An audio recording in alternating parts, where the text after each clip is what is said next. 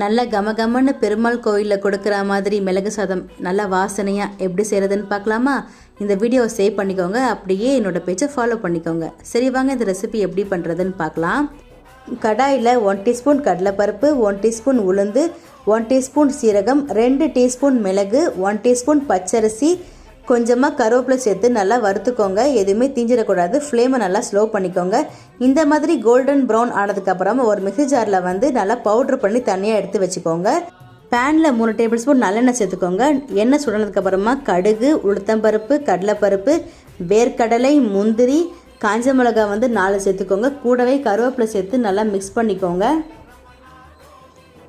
இது கூடவே பெருங்காயத்தூள் சேர்த்து நல்லா மிக்ஸ் பண்ணிவிட்டு வீட்டில் வடித்து அரை வச்ச ரைஸ் 2 கப்பு சேர்த்துக்கிறேன். அதுக்கு மேலேயே நம்ம பவுடர் அரைச்சி வச்சால அது 2 டேபிள் ஸ்பூன் சேர்த்துட்டு நல்லா மிக்ஸ் பண்ணிக்கோங்க.